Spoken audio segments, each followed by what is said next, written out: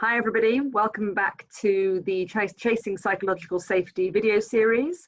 Today we are here to talk to you a bit more about your people practice and give you a really clear plan on how to build that over time.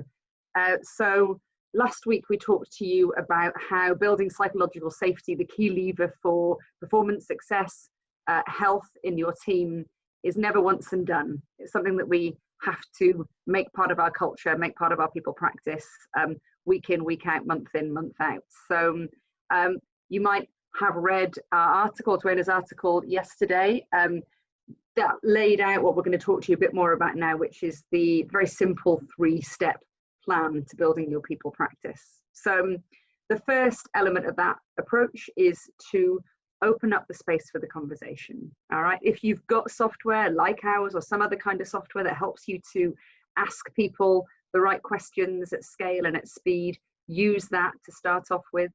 If you don't have that, have conversations with your people, talk to them, ask them really great questions to get them to open up and talk to you, to be vulnerable with you, and then observe. Use your emotional intelligence skills to observe what you see in front of you in terms of your people. So that's the first part.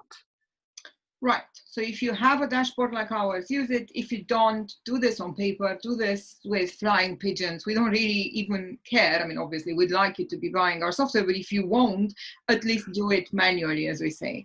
So open up the space. But once you've done that, ideally, you'll have enough data in that space. If you are using our software, then you would have had all the answers from your team members, and it would have been broken down in the elements and the components of psychological safety. You would have been able to see the alarms from the times that your team is engaging in negative behavior, such as impression management. So you see all of those in one go. So as a team leader, just put it on the screen or bring that data some other ways and start looking into it. And the feature that I was talking about yesterday and that Fionn mentioned is this month-on-month comparison, because we say this over and over again. Psychological safety is not something you need to know about. And once you're aware, you're going to be able to magically change the behavior of the team and achieve amazing results. On the contrary, it's something that's live. It's something that changes over time. It's something that takes on the character of whatever experiences that the team is going through, and that alters the dynamic of the team.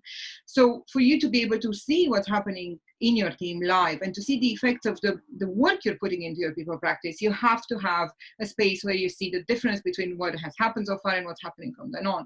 So in our case, this is a very simple feature called month on month, which click on a button and it shows you what those smileys look like from one month to the other. The reason I'm really excited about it as a product designer is that instead of just poking people and telling them, answer the questions, engage, tell me what you're feeling, instead of doing that, they get to see themselves why they should be doing it, because once they get into the software, should they not have answered enough questions, then there will be nothing to compare. So it will become blatantly obvious that they have to bring more of themselves to this work and for the team leader to pay more attention.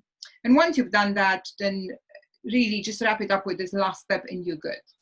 Yeah, exactly. So once you've opened up the conversation, you've had a chance to look at the data and consider that data over time, see the comparison, see how things are progressing.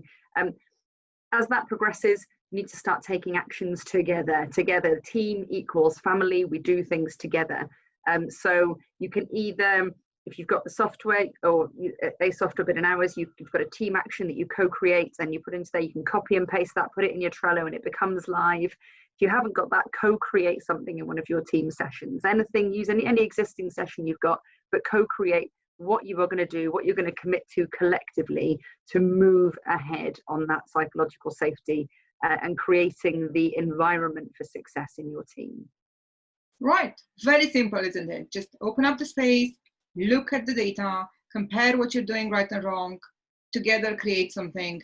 Move that to your day-to-day. That's the most important maybe bit of it. Make sure you don't just keep it separate in a corner where you've discussed the people bit and now you can get on with life. Not at all.